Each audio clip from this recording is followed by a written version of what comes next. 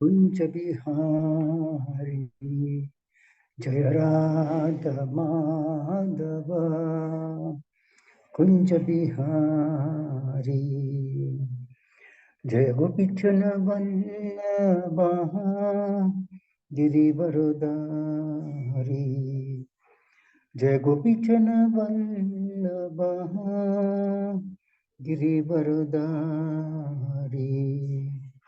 यशोदनंदन ब्रज जन रंजन यशोदनंदन ब्रज जन रंजन यमुना तीरा वनचारी यमुना तीरा वनचारी जय राधा माधव कुंज बिहारी जय राधा माधव कुंज बिहारी जय गोपीचन वल्लभा गिरिवरधारी जय गोपीचन वल्लभा गिरिवरधारी यशोदानंदन ब्रज जन रंजन यशोदानंदन ब्रज जन रंजन यमुना तीरा वनचारी यमुना तीरा वनचारी जय राधा माधव कुंज बिहारी हरे कृष्ण कृष्ण कृष्ण हरे हरे हरे राम राम राम हरे हरे हरे कृष्ण कृष्ण कृष्ण हरे हरे हरे राम राम राम हरे हरे हरे कृष्ण कृष्ण कृष्ण हरे हरे हरे राम राम राम हरे हरे हरे कृष्ण कृष्ण कृष्ण हरे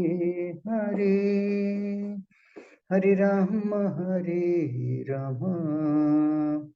Ram Ram Hare Hare Hare Krishna Krishna Krishna Hare Hare Hare Ram Ram Ram Hare Hare Hare Krishna Krishna Krishna Hare Hare Hare Ram Ram Ram Hare Hare Hare Krishna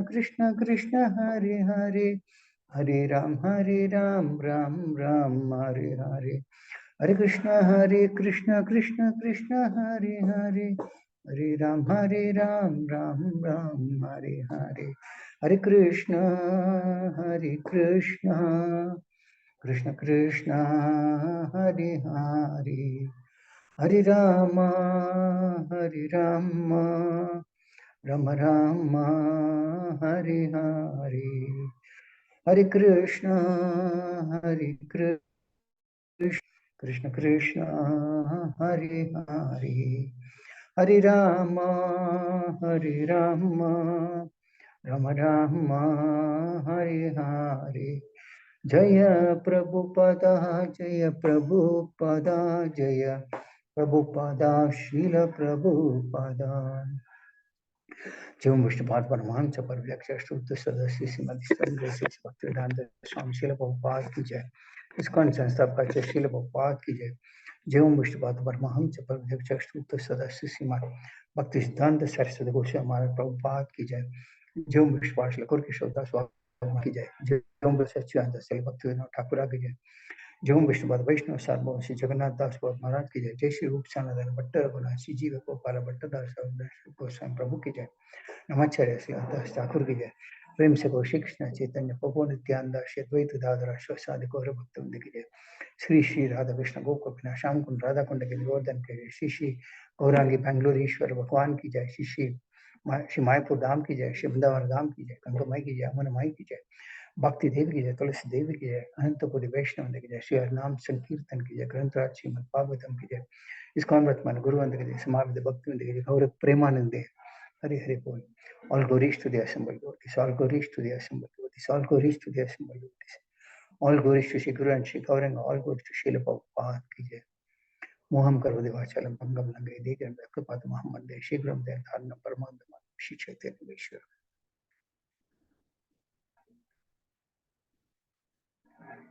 Hare Krishna. So welcome you on to this Saturday morning Srimad Bhagavatam class. Today we are discussing from Srimad Bhagavatam, Canto 3, Chapter 2, text 18 to 34. So, as you all will recollect, in the previous verses, we see how Uddhava was feeling separation from the Lord, and he happened to meet Maitreya, and he's recollecting the past times he had with the Lord. And some of the past times, Vidura was also present. So, discussion between two great devotees of the Lord on Krishna Katha, there is nothing better than that. So, these are some two very nice examples that past times that we'll come across. So, we start with chapter number 18.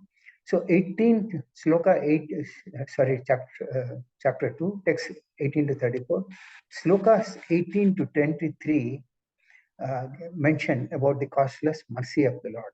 So we start with chapter sloka 18.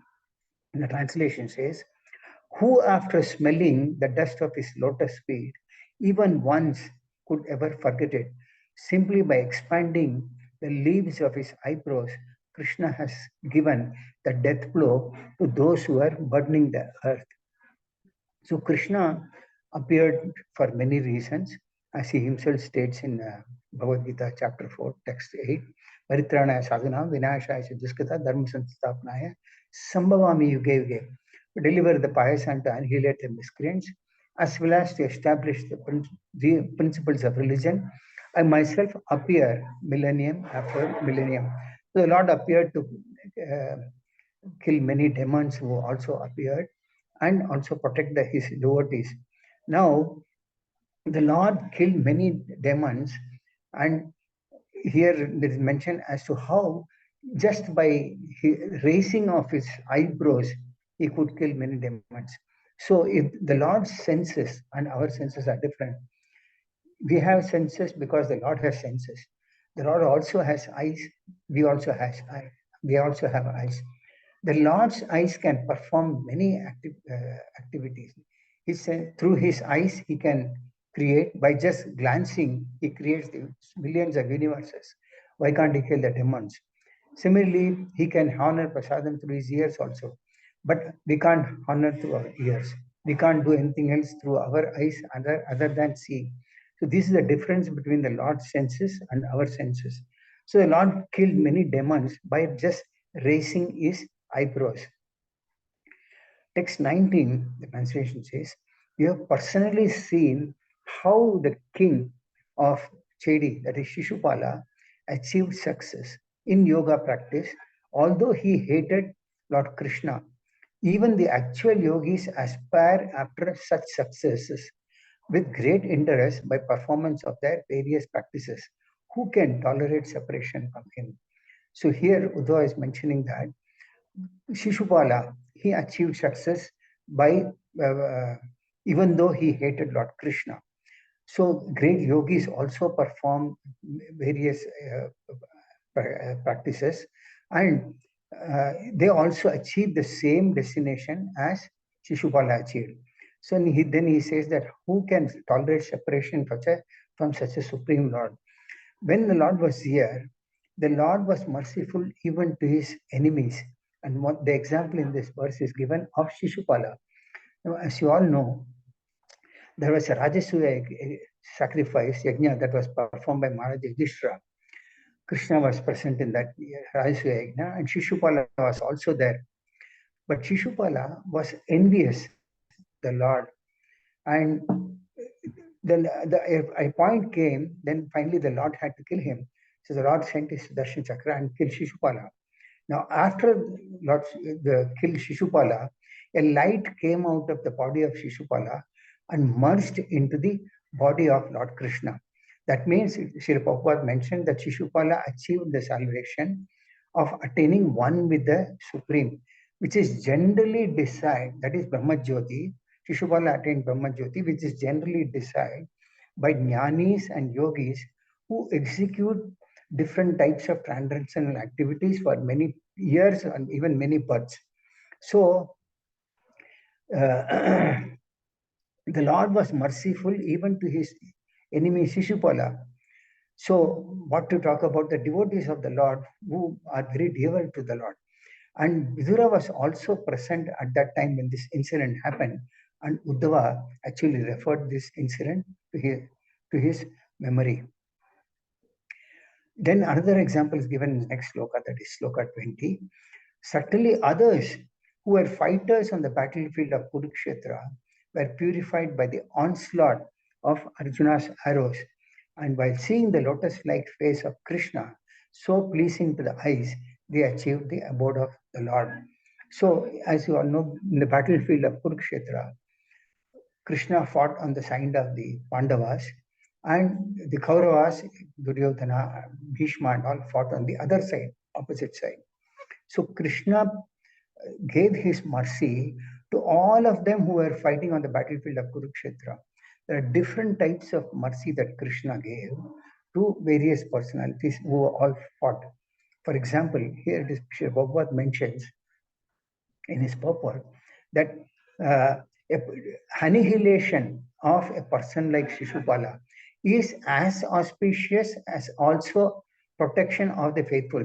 That means there is no difference between Krishna's protecting his devotees and Krishna's killing his enemies, because Krishna is on the absolute platform. Similarly, all the warriors who fought against Arjuna, but what happened was they were able to see the lotus-like face of the Lord on the battlefield, and they achieved the abode of the Lord, just as the devotees do.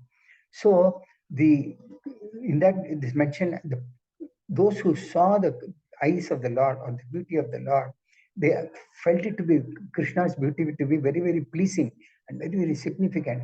So those who fought on the other side, they could see Krishna's beauty, and then they could awaken the dormant love of Godhead within them.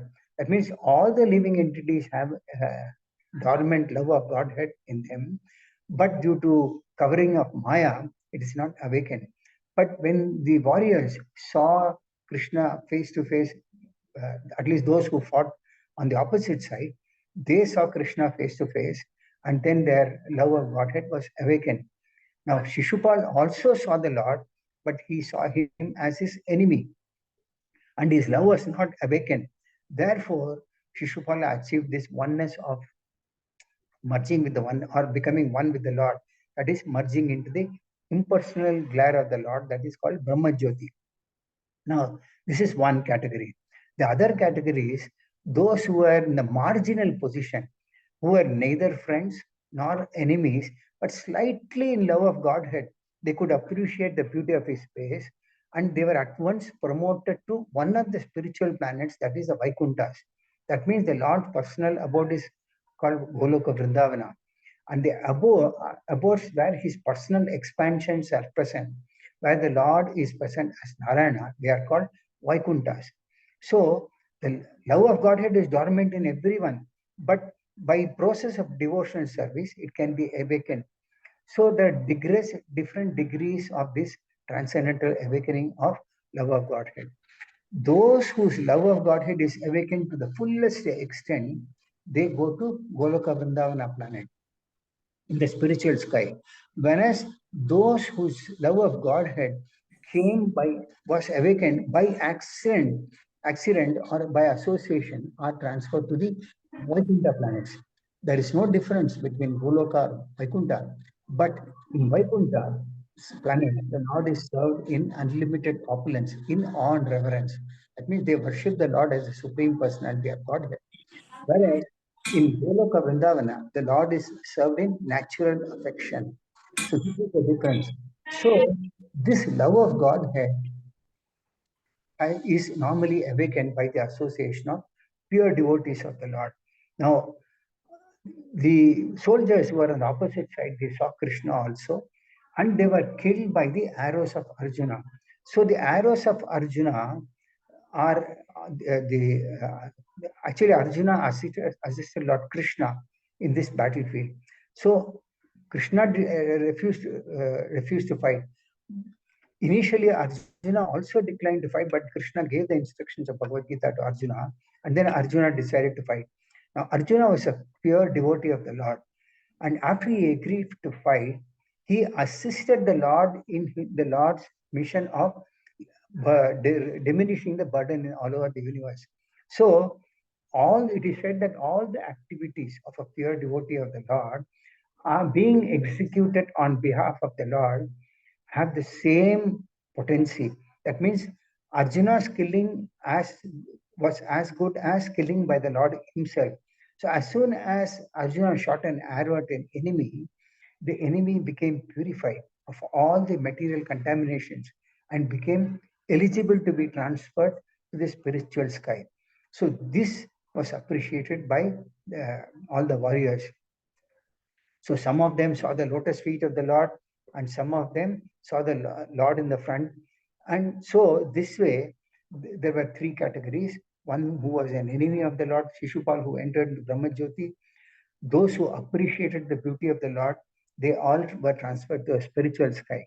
Only difference was those whose love of Godhead was fully awakened, they went to Goloka Vrindavana, whereas those whose love of Godhead was partly awakened, they went to the various Vaikuntha planets.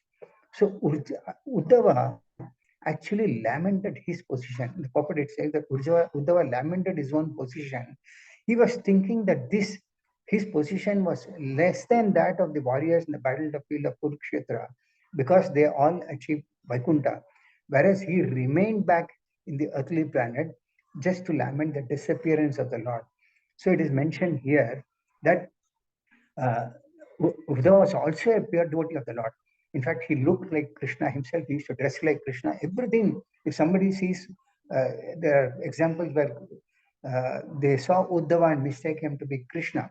So Uddhava was not as good as the Lord himself, but being a pure devotee. But Uddhava lamented his position that he had to stay back in the earthly planet, whereas those who fought on the opposite side of Krishna or the opposite side of Arjuna, they got love of Godhead and went back to the spiritual planets. And even Shishupala was an enemy. He was also given entry into Brahmajyoti. So Uddhava was lamenting for his position. This is because Uddhava was a pure devotee of the Lord, not that he was anywhere inferior to Shishupala or anywhere inferior to the soldiers who fought on the battlefield. But from the emotional platform of emotional point of view, Uddhava, being a great devotee of the Lord, considered himself to be inferior even to Shishupala or the soldiers who fought on the battlefield. So this is how normally a pure devotee of the Lord always thinks.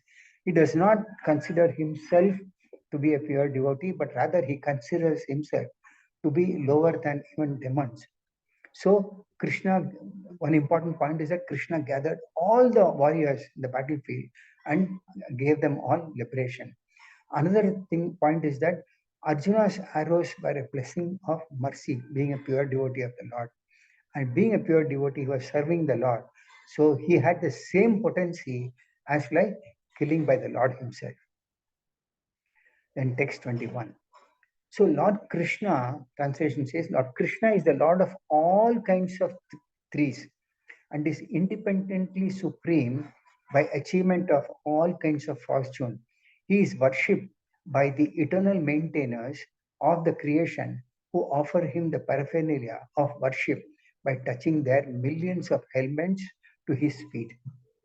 So here it is mentioned that Krishna is so mild and merciful that he is a lord of all kinds of trees. Which are the trees we'll discuss here? One is he is the lord of the three worlds. That means generally the earthly planets are classified into three categories: lower planetary systems, middle planetary systems, and upper planetary systems. The next category of three is the Lord of three qualities of material nature.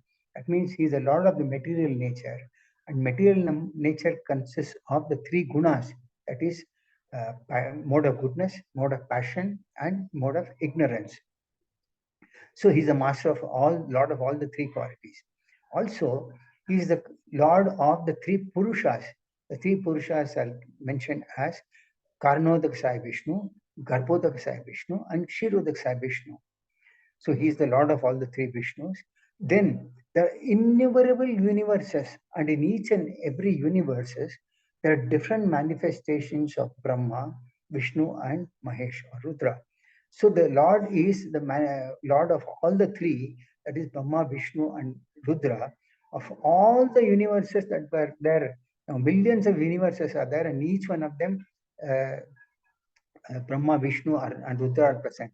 And the Lord is the master of all the three.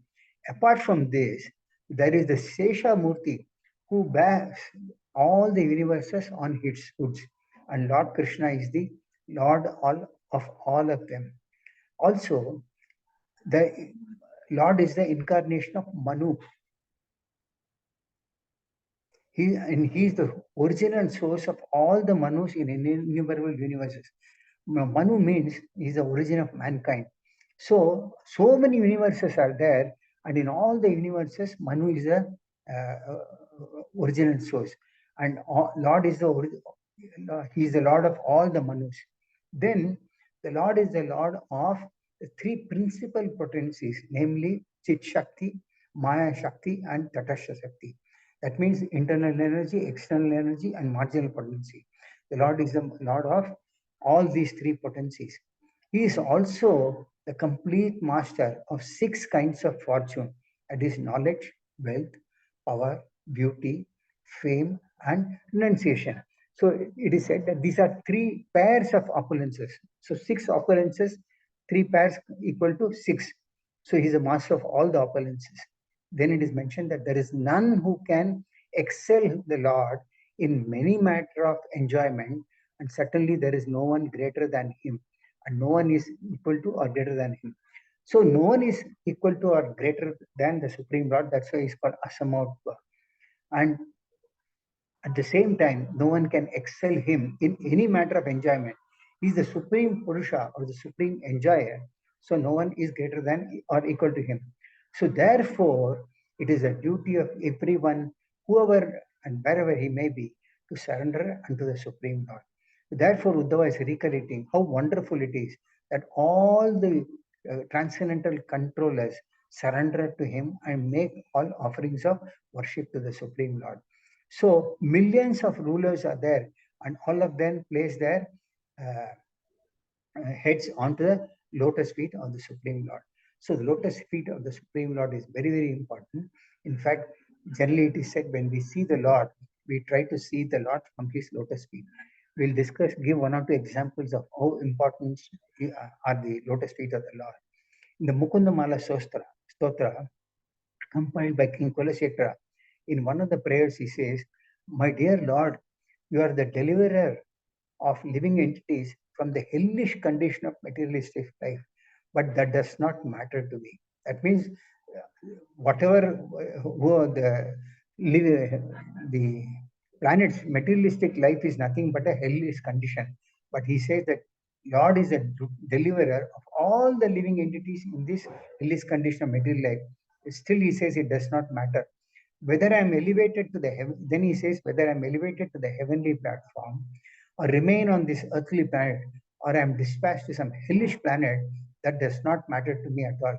So King Kuleshekara says that whether he may be elevated to the heavenly planets, or he may remain in this earthly planet, or he may be even sent to some hellish planet, it does not matter. But he says, my only prayer is that at the time of my death, I may simply remember your two beautiful feet, which are just like lotus flowers, fructifying during the autumn session. So Krishna's lotus feet are compared to lotus flowers. Lotus flowers are the best of all the flowers. That's why Krishna's speech is also called lotus speech. So King Kulashekara says that only his prayer should be that he should remember the Lord's lotus feet at the time of his death. Similarly, now we come to another, we go to the next sloka. Sloka number 22, then Uddhava says, therefore, O Vidura, does it not pain us, his servitors, when we remember that he, Lord Krishna, used to stand before King Ugrasena, who was sitting on the royal throne, and used to submit explanations before him, saying, "Oh my Lord, please let it be known to you." That means Krishna used to stand and offer his respects to King Ugrasena, who was sitting on the throne. That means Krishna was actually giving respect to all the elders who were sitting on the royal throne, and he was saying, "Please, oh my Lord, please accept these offerings." So Krishna's gentle behavior is explained in this verse. Now, all his so-called superiors, like his father, grandfather, elder brother, all of them were there with their respective wives, friends, and contemporaries. But Krishna actually expressed his gentle behavior in front of all of them. So therefore, it is said that Krishna's behavior as a child, whether he was a mother, Purport says Krishna's gentle behavior before his so-called superiors such as father, grandfather, his amiable behavior with his so-called wives, friends, and contemporaries, his behavior as a child before his mother Yashoda, and his naughty dealings with his young girlfriends cannot bewilder a pure devotee like Uddhava. Others who are not devotees are bewildered by such behavior of the Lord who acted like a human being. Srila Prabhupada mentions that Krishna expressed his behavior of humility even though he was the Supreme Personality of Godhead.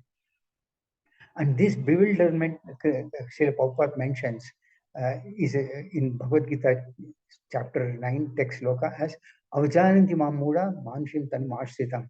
That means those with a poor fund of knowledge belittle the personality of Godhead, Lord Krishna, not knowing his exalted position as the Lord of everything. That means the Lord is the Lord of everything that is existing in the material and spiritual world. But still, those who are bewildered by seeing or hearing about the personality of Godhead cannot appreciate his exalted position. That means, though he is the Lord of all, but still he expressed his humility in front of his elders. He showed by example as to how one should be humble in front of the elders. Another example that is there in the fourth canto of Srimad Bhagavatam, where we know that Jaya and Vijaya, they came as they were cursed by the four Kumaras. And when they were cursed by the four Kumaras, as they were entering the Vaikuntha planets, Jaya and Vijaya tried to stop them. So they were angry and they cursed Jaya and Vijaya, and they came as Hiranyakashipu and Hiranyaksha. So when they were cursed, the Lord immediately realized what was happening and he came to see the four Kumaras. So the Lord is telling the four Kumaras that the two doormen, they may punish, though they may face the punishment for exhibiting an offensive attitude, their punishment may be reduced so that they may return back to Godhead as soon as the Lord's servants. That means the Lord is asking forgiveness to the Kumaras so that their Kumara's offensive attitude might be reduced and thereby the punishment may be reduced so that they may return back to the Lord's abode as the Lord's servants. So the Lord is literally, Srila Prabhupada mentioned that Lord is literally begging the four Kumaras out of his affection for his devotees because he is Bhakta Vatsala. In fact, the Lord took the blame on himself for the act of the doorman. So the Lord, that it was actually Jaya and Vijaya who cursed them, who were cursed. And the Kumaras were also devotees of the Lord. So the Lord took this incident as a blame on himself for this act of the doorman. That means the Lord, the offensive action was done by Jaya by stopping the four Kumaras, but the Lord took the blame on himself. So an example, the conclusion is given that this is the quality of a very great leader, that a leader takes the blame on himself for whatever mistakes his subordinates do. In the material world, what happens is when any subordinate does a mistake, they don't take the blame, they pass the blame on others. But a true leader is one who takes the blame on himself for whatever mistakes that subordinates do. But on the other hand, when any credit comes to any good deeds by subordinates, then the leader tries to take it himself. But actually, a true leader is one who should give the credit to his team. So this is a simple example given, which means that the Supreme Lord is approving of the punishment given to them, but at the same time, he's asking the Kumaras that their punishment may be reduced. So in other words, the Lord assumed the responsibility for the acts of his doormen. Now, it is not that the Lord can't waive off what the Kumaras cursed to the doormen, but the Lord expressed his humility by this incident and set an example to others. Then we go to text 23. The translation says, Alas, how shall I take shelter of one more merciful than he who granted the position of mother to a she-demon Putana, although she was faithful and she was unfaithful and she prepared deadly poison to be sucked from her breast. So this is the translation. So this is an example how the Lord bestows his mercy even to his own enemy. Now, what happens in this pastime is that Putana was a demon. Now, Kamsa actually Kamsa knew that Krishna is going to kill him, and he has appeared as a child. So, he wanted all the children to be killed in Mathura Vrindavana. So, he sent a demon in the name of Putana, and she was a she demon, and she was assigned this task of finding out Krishna and killing him. Now, when she came to Krishna's residence,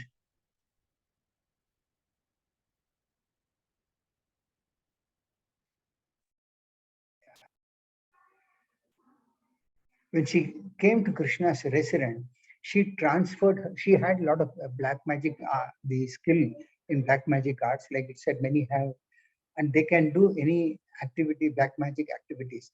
So Putana had the power to transform herself into whatever form she wanted.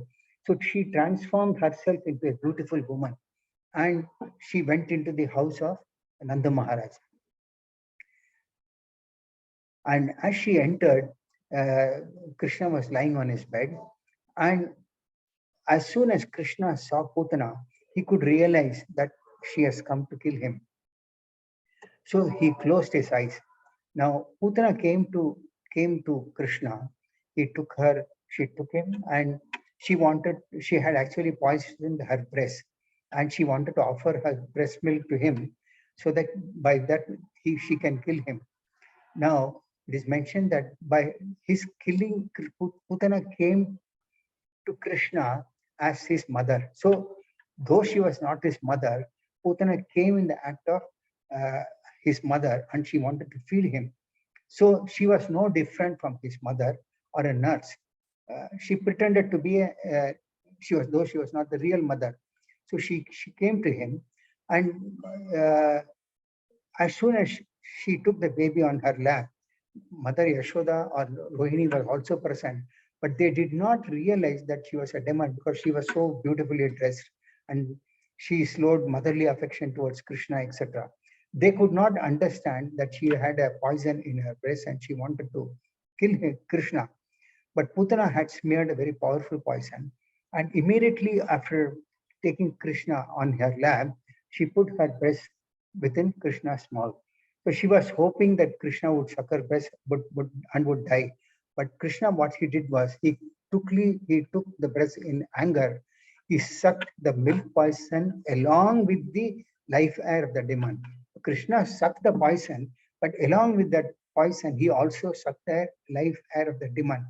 So Krishna simultaneously sucked the milk from her, at the same time killed her by sucking out her air life. So Krishna was so merciful, even though she came as a demon to breastfeed him, he gave her mercy. And it is said that she went back to the spiritual world because she came in the mood of a mother. So this is another example as to how Krishna gave his mercy to someone who came to kill him. And it's mentioned as to how when she died screaming, and there was a tremendous vibration in the entire earth and in the sky, in all the upper planets and lower planets. So there was a big nightmare and everything was over after she was killed. So she opened her mouth and she fell flat on the ground. And it is mentioned that though she came as a beautiful woman like anyone else, but as she died, her body fell and it extended up to 12 miles and smashed all the trees to pieces. And everyone was struck with wonder upon seeing her gigantic body. So this is how Putana came as a demon, and Krishna was, and everyone was seeing Krishna playing on her body.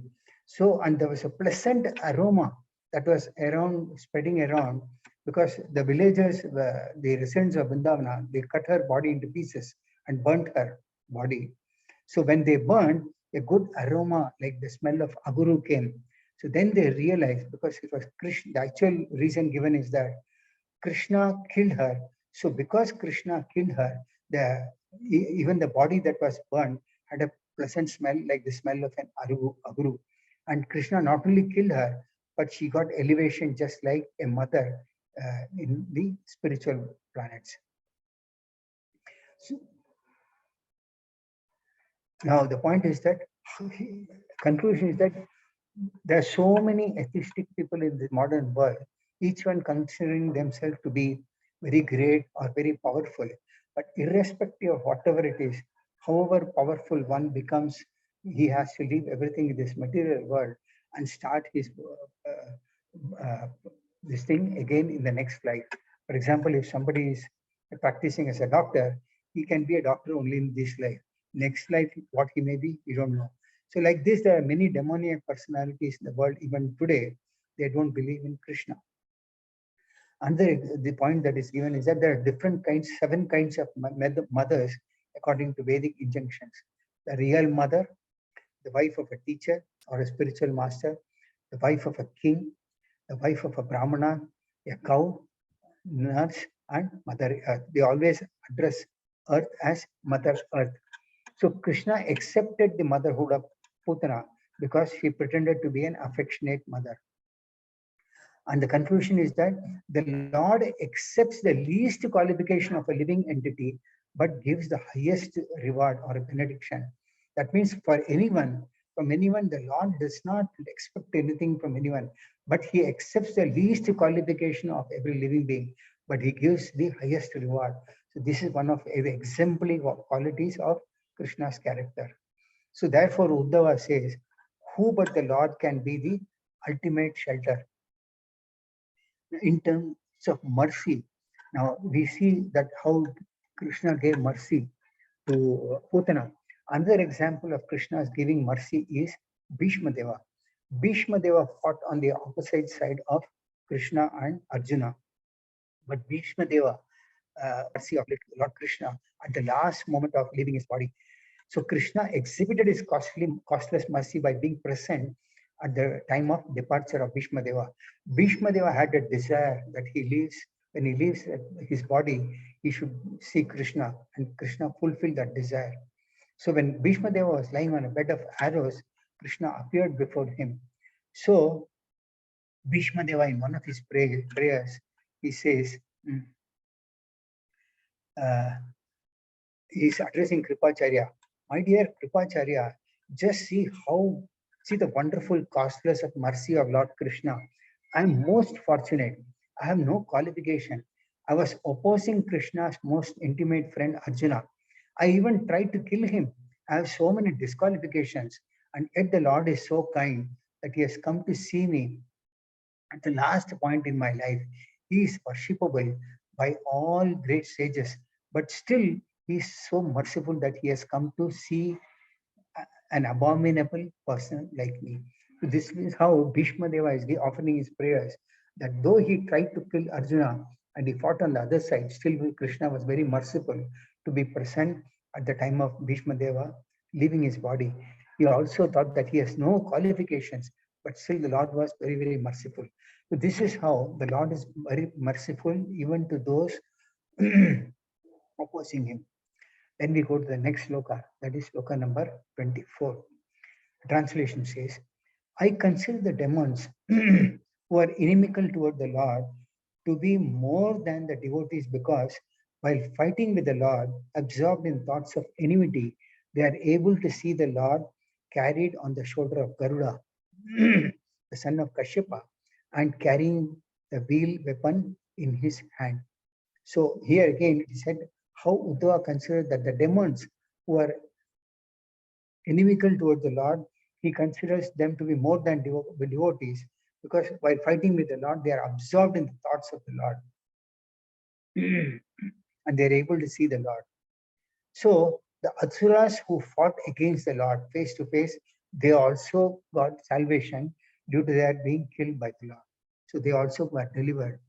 This salvation of the demons is not due to their being devotees of the Lord, but it is the Lord's costless mercy. So anyone who is slightly in touch with the Lord somehow or the other, they get the benefit of getting the salvation due to the excellence of the Lord. He is so kind that he awards salvation even to his enemies because they come in contact with him and are indirectly absorbed in him by their inimical thoughts. So those who come as enemies and they are killed, though they are uh, envious of the Lord or they are killed by the Lord, and though they are inimical in thoughts, it's an indirectly somehow or other they are absorbed in the thought of Krishna. So same was with Kamsa. So Kamsa was always fearful of Krishna. So he wanted to kill Krishna, but he was always fearful of Krishna. So he was also absorbed in the thought of Krishna, but in a negative aspect. So that it is said that demons can never be equal to the pure devotees. But Uddhava was thinking in that way because of his feelings of separation. This I mentioned before also. Out of his emotions, he was feeling, due to his feeling of separation, he was thinking that these demons are superior than himself, though he was a very great devotee of the Lord. This was his humility. So he was thinking that at the last stage of his life, he may not be able to see the Lord face to face, which the demons had the fortune of. The fact is that devotees of the Lord are always engaged in the devotional service of the Lord, and they're rewarded hundreds and thousands of times more than the demons being elevated to spiritual planets where they remain with the Lord in eternal blissful existence. That means the demons and impersonalists are awarded the facility of merging in the Brahmajyoti effulgence of the Lord, where the devotees are admitted, whereas the devotees are admitted to spiritual planets. So demons and jnanis or many yogis who try to merge into the Supreme Lord, they are given the facility of entering into Brahmajyoti effulgence, whereas the devotees of the Lord who are positively engaged in serving the Lord, they are admitted to the spiritual planets. The difference is given that difference between floating in space and residing in one of the planets in the sky. So the pleasure of living entities, those who are living in the planets, is far greater than those who are trying to float in the space, who have no body or who try to merge with the molecules of the sun rays. Therefore, the impersonalists, therefore, are not favored uh, than the enemies of the Lord. They are both on the level of same level of spiritual salvation. That means the impersonalists and the enemies of the Lord, they enter the Brahma Jyoti of the Lord, but they have, it is like they are looking at entering the Brahma Jyoti, which is an effulgent ray emanating in the body of the Lord, where they don't have a place to stay. But what happens is that it is like floating in the space without a body. So they are not comfortable because the original constitutional position of a living entity is to serve the Lord. Therefore, they don't have a shelter in that Brahmajyoti. Whereas pure devotees of the Lord or devotees of the Lord who are serving the Lord in a positive mood, they are elevated to the higher Vaikuntha planets or still higher than that, the Goloka Vrindavana. So, human beings, however great they may be, uh, all that is relevant to a person is that whatever devotional service he performs in this lifetime itself, Otherwise, material opulence, they have to leave it here. And if they are an atheist, or if they practice yoga or jnana, they may be at the most, of course, atheists don't go to Brahma Jyoti, but those who practice jnanis, yogis, and all of them, they are given entrance to Brahma Jyoti. Then we come to sloka number 25 to 34. Now, so far we looked into the merciful aspect of the Lord. Sloka 25 to 34 covers the Krishna's pastimes in Vraja or Vindavana.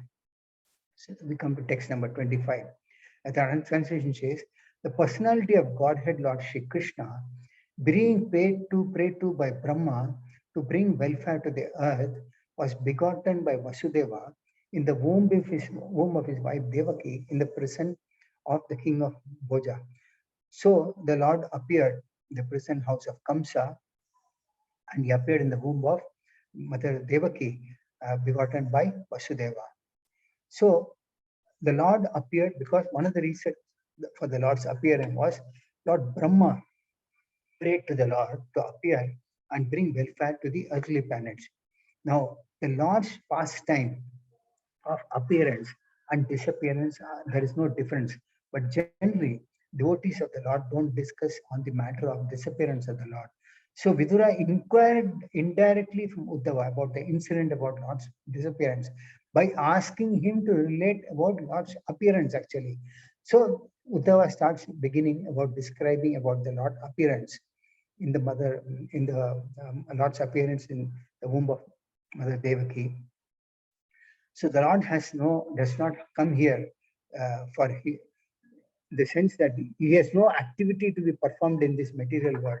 But when he is prayed to by devotees of the Lord like Brahma, he appears to fulfill the mission, like I mentioned earlier, to protect the devotees, annihilate the demons, perform pastimes, and give nourishment to them, to the devotees of the Lord.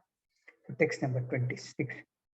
The translation says, therefore his father, being afraid of Kamsa, brought him to the cow pastures of Maharaja Nanda, and there he lived for 11 years like a covered flame with his elder brother Baladeva. So in the purport, he mentioned that there was no reason for the Lord to be sent from Mathura to Vrindavan. But the Lord also desired to satisfy the desire of Mother Yashoda and Nanda Maharaj. So as soon he was there in Mathura, then out of it is mentioned, out of fear of Kamsa. Now, Vasudeva was afraid of, it is mentioned how his father Vasudeva was afraid of Kamsa, and therefore he brought him to Vrindavan. But actually, devotees of the Lord have no fear, but out of the Lord also performs his pastime with devotees of the Lord. So this is one of his pastime that he showed as fear as a cause for being moved to Vrindavan. But that may not be real, because the real truth is that cause is that he wanted to fulfill the desire of Yashoda and the Maharaj. So generally, Asuras try to kill the Lord. When we say they kill the Lord, we have so many atheists also who try to say that Krishna does not exist. So, and they're always a threat to the devotees of the Lord. And in this case, the Lord decided to play the role of a child, and he wanted to be carried by his father to the cow pastures of Nanda Maharaj, because Vasudeva was also shown to be afraid of Kamsa. Now, Nanda Maharaj was due to receive from him as a child, and Yashoda Mai also wanted to release the childhood pastimes of the Lord. Therefore, to fulfill their desire, Krishna was transferred from Mathura to Vrindavana. And there he lived for 11 years and completed all his fascinating pastimes of childhood, boyhood, and adolescence with his brother Baladeva, who is his first immediate expansion. So Vasudeva's thought of protecting Krishna from the wrath of Kamsa is a part of a transcendental relationship. It is not a material relationship like we would have that fear which I mentioned, but it's like a part of a transcendental relationship. So the Lord enjoys more when someone takes him as his subordinate who needs the protection of a father than he Thus, when he accepts him as the Supreme Lord, that means the Lord likes when somebody, his devotee takes a superior position rather than someone who accepts him as the Supreme Lord. So the Lord's pastimes in Vrindavana were more out of his love for his devotees. He accepted the superior position of his devotees rather than worship of awe and reverence. He's the father of everyone. He protects everyone. But when his devotees take it for granted that the Lord is to be protected by the devotees' care, it is a transcendental joy or pleasure. So when Vasudeva, out of fear, carried him to Vrindavana, the Lord actually enjoyed it. Actually, there was no fear at all from Kamsa or anyone else. Another important point that is mentioned is covered flame. Now, this covered flame, it is said that it has some few meanings. For example, the pastimes of Krishna were unknown to the enemies like Kamsa. So, when Krishna revealed, it was like a covered flame. Also, the pastimes, Krishna covered his supremacy with sweetness in Vrindavana. That means Krishna did not exhibit his supremacy in his pastimes Vrindavana, but rather covered the supremacy with his sweetness. That means Krishna was very sweet. His beauty was very sweet. His smile was very sweet. His pastimes were very sweet. So Krishna, in all his pastimes in Vrindavana, did not exhibit his awe and reverence, but rather he covered his supremacy with his sweetness. Also, in the process of killing of the demons, Krishna killed many demons. But as soon as he killed a demon, it was like a flame increasing within Krishna. That means, example is like a spark. Now, if you pour fuel into that spark, it becomes a big fire. So similarly, the covered flame mentioned is about Krishna becoming Krishna's flame increasing in the process of killing a demon. So these are few examples of the covered flame. Text number 27. In his childhood, the Almighty Lord was surrounded by cowherd boys and calves, and thus he traveled on the shore of the Yamuna River through gardens densely covered with trees and filled with vibrations of chirping birds.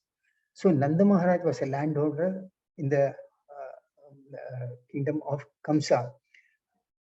He was a Vaishya by mercantile and agricultural committee. So this pastime was also to show how he maintained Nanda Maharaj had thousands of cows. And it is the duty of the Vaishyas to give protection to the cows. Just as Kshatriyas gave protection to all the human beings and all the living beings, Vaishyas are meant to give protection to the cows. So because the Lord was a child, he was put earlier in the charge of the cows with the cowherd boy friends. So these cowherd boys were all great rishis and yogis in their previous births. They were not normal personalities like us, but they gained the association of the Lord and could play with him on equal terms. Such cowherd boys they never cared to know who Krishna was, but they played with him on an intimate and lovable friend. They did not look at Krishna as a personality of Godhead I mentioned because it was hidden, but they were so fond of Krishna that in the night they would think how they will see Krishna the next day morning. And then in the morning they all would gather together and go to the forest for cowherding.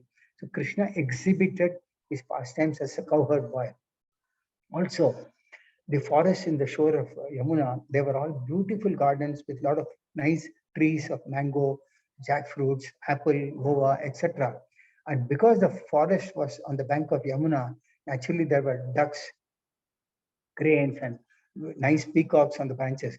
All these trees and birds and bees were very, very pious living entities born in the transcendental abode of Vrindavana just to give pleasure to the Lord and his eternal associates. So all the living entities, whether they be plants, they could be trees, they could be ducks or cranes or peacocks, all appeared in Vrindavana just to give pleasure to the Lord.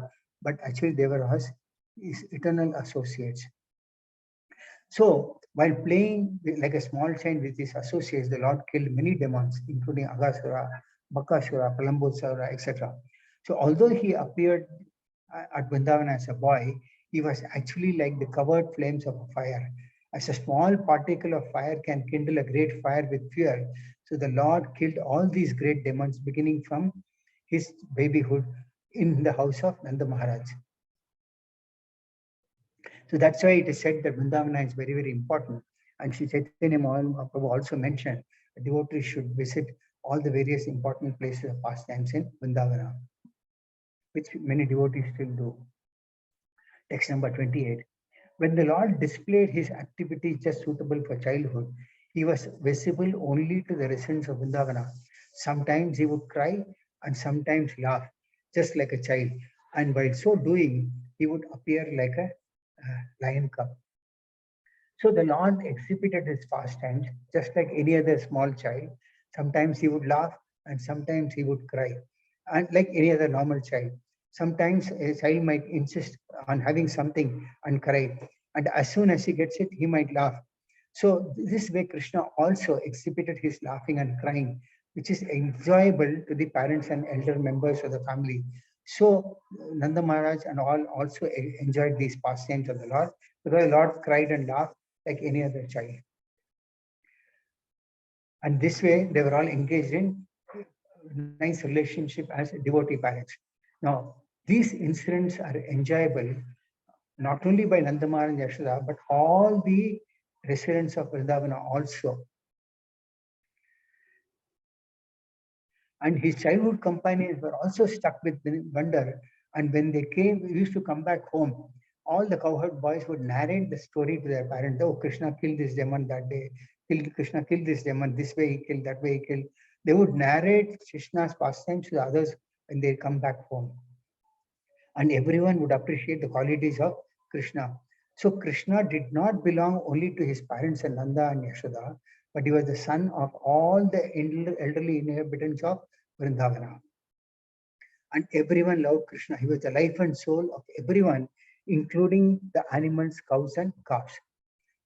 So Krishna not only exhibited his full bravery, but also exhibited simultaneously his dependency on his parents and also his friends. Text number 29.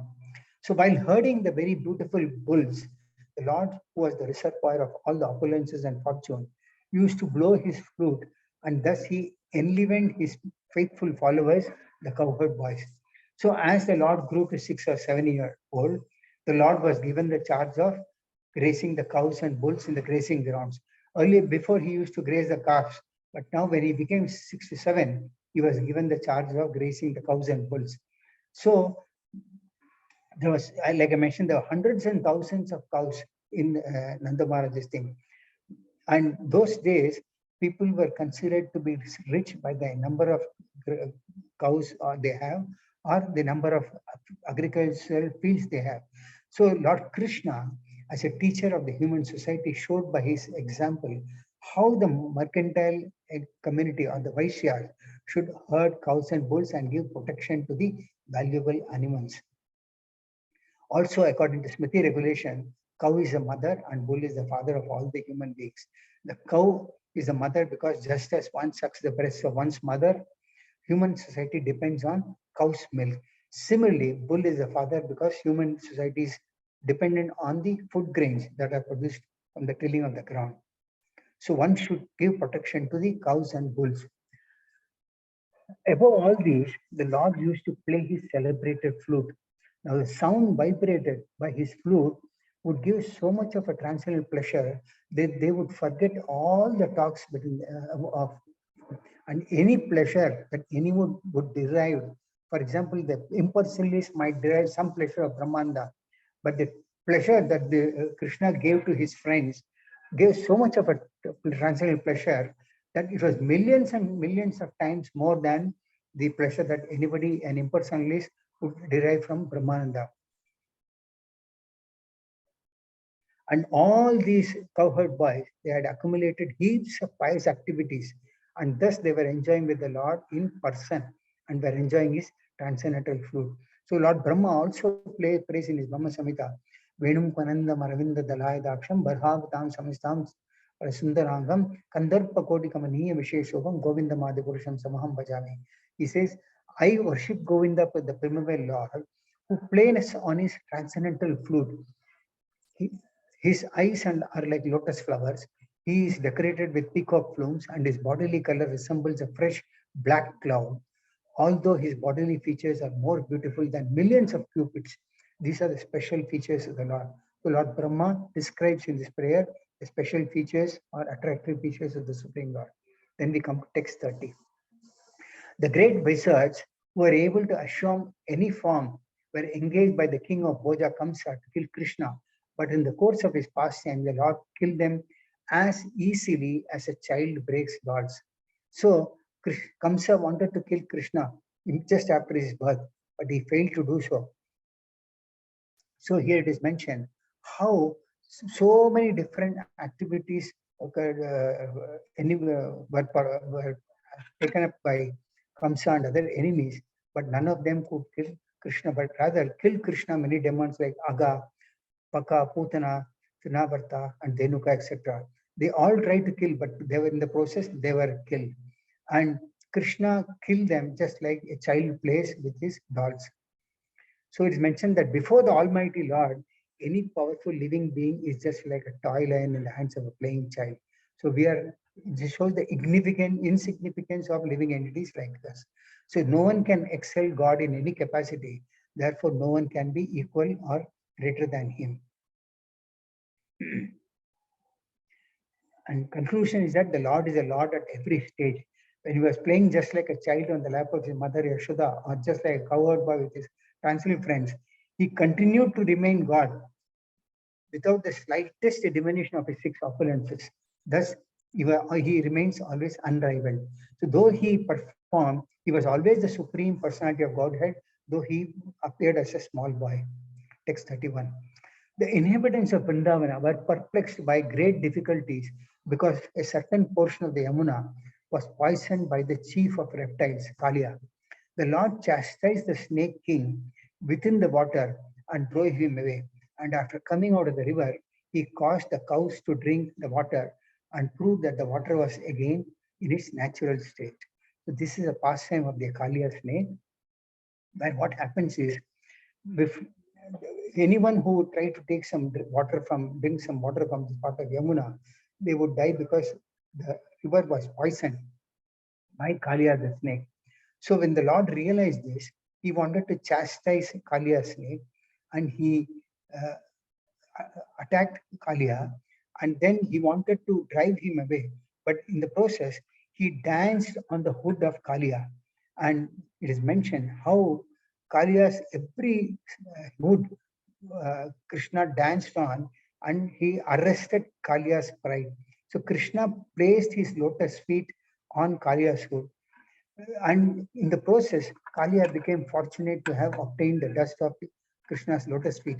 And the Kalia had so many wives, and in their prayers, they say how Kalia was so fortunate to have been his pride being arrested by Krishna dancing on his hood, or Krishna placing his lotus feet on their hoods and dancing. So Krishna danced on Kalia's hood, and in the process, he arrested his anger, he arrested his pride, and he was in the mode, Kalia was in the mode of ignorance, but Krishna arrested all his anger, pride, etc. by placing his lotus feet.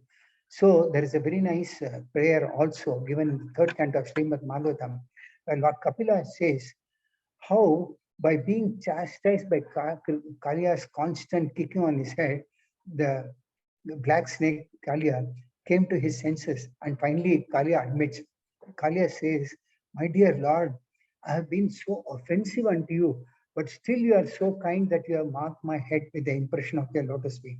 This is also an instance of once taking shelter under the lotus feet of Krishna. So Krishna arrested Kalia's pride and anger, and by placing his lotus feet, Krishna purified him of all the contamination. And then Kalia prays that I've been so offensive to you, but still you are so kind that you mark my head with the impression of your lotus feet. So this is the importance of once taking shelter of Krishna's lotus feet. Also, there is another quote.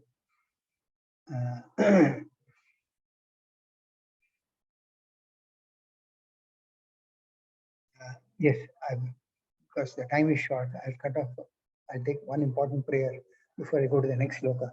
This prayer is by Queen Kunti. She says that uh, the spiritual planet Golaka Vrindavan, the eternal abode of Lord Krishna, is shaped like the white of a lotus flower. Even when the Lord, she says, even when the Lord descends to any of the mundane planets, he does so by manifesting his own abode as it is. Thus, his feet remain always on the same big ball of the lotus flower. His feet are also as beautiful as the lotus flower. Therefore, it is said that the Krishna has got lotus feet. That means Queen Kunti, actually, in other words, actually, there is one more sloka. She prays that this earthly planet or Vrindavana became fortunate because of Krishna placing his lotus feet. So wherever Krishna's lotus feet are present, that place becomes a fortunate place. In text 32, the translation says that the Supreme Lord Krishna desired to utilize the opulent financial strength of Maharaja Nanda for worshipping the cows, and also he wanted to give a lesson to Indra, the king of heaven. Thus, he advised his father to perform worship of Go, or the pasturing land, and the cows with the help of learned Brahmanas. So Krishna, by example, he teaches something or other, and here in this process of this Govardhan Leela pastime, he taught how one should worship the Supreme Personality of Godhead and not take to the worship of the demigods. So the pastime is that Nanda Maharaj was a well-to-do landowner, and he had many cows. And every year he used to perform worship of Indra, the king of heaven, with a lot of opulence. So this worship of demigod was a general practice during the earlier days also. Just and this provision is given so that those who are on a materialistic platform, they may sometimes, some of them may start worshipping the demigods and gradually come to the platform of understanding the importance of worship of the Supreme Lord. So there was a process by which one should perform yajna to please the demigods. But one who is devoted to the Supreme Lord has no need to please the demigods. But there was a general practice even those days for acknowledging for this practice of yajna. So Nanda Maharaj made all the arrangements for a grand offering of sacrifice, and Krishna observed this practice being done for 6 years. He did not tell anything to Nanda Maharaj until then, but when he completed 6 or entered the 7, Krishna actually started inquiring Nanda Maharaj as to what is the reason that Nanda Maharaj is making all these arrangements. To which Nanda Maharaj said that we need rain, because only when we have rain, we can get grains.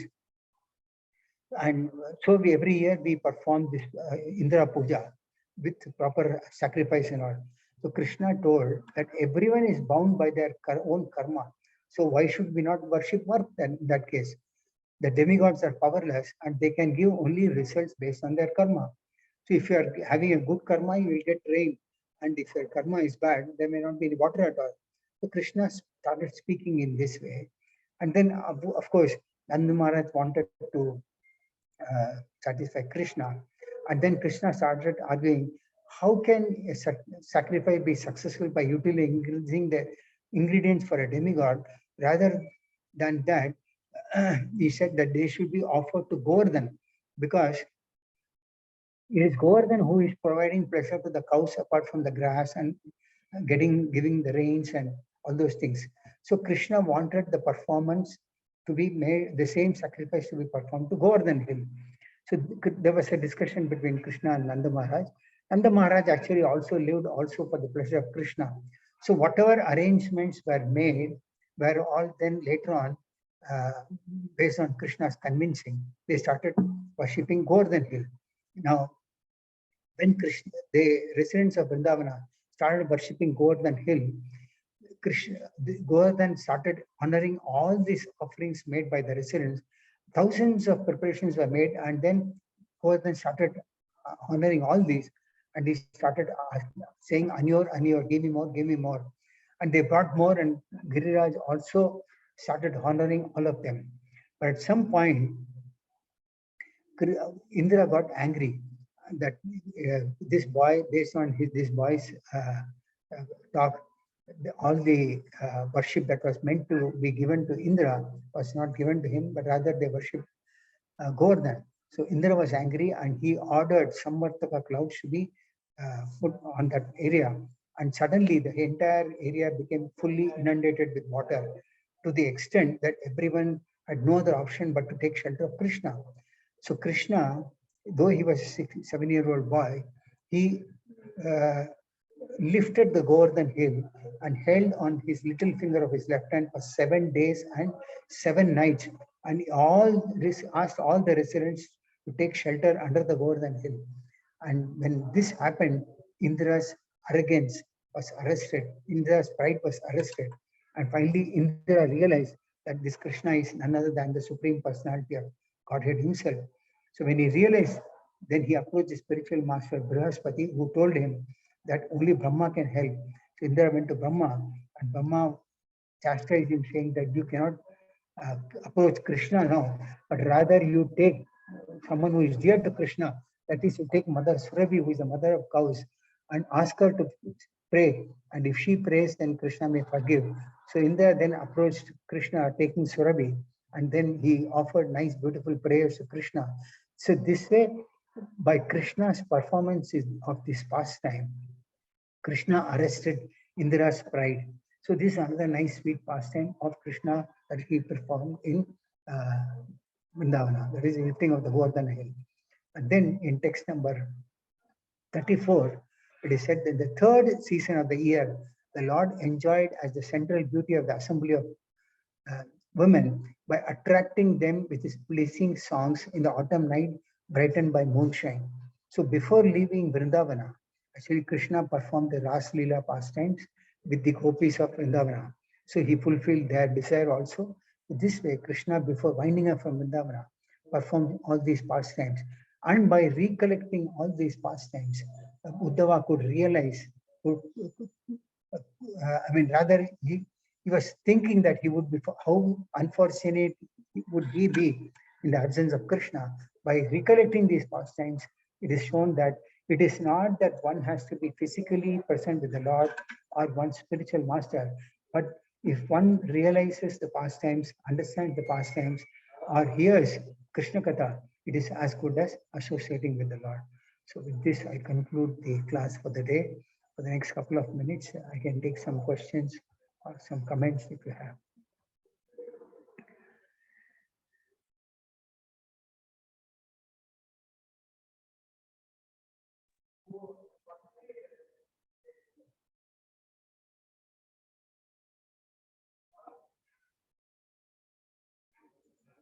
Hare Krishna.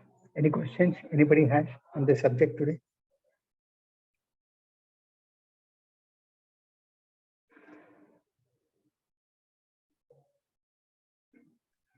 Hare Krishna, Dandavat Pranam Prabhuji. Thank you Hare Krishna. for the wonderful class. Prabhuji, thank you. Hare Krishna, Prabhuji. Wonderful class. Thank you. Thank you very much. Thank you very much, Mataji. Prabhuji, Dandavat Pranam. Hare Krishna, Prabhuji. It was very nice. All the pastimes of Lord Sri Krishna at once we could hear. Thank you very much, Prabhu. Thank you very much, Prabhu. Very blessed, Prabhuji. Thank you all very much. Thank you all very much. Thank you, Prabhuji. Hare Krishna. Dandavat Pranam. Hare Krishna. Hare Krishna. Hare Krishna.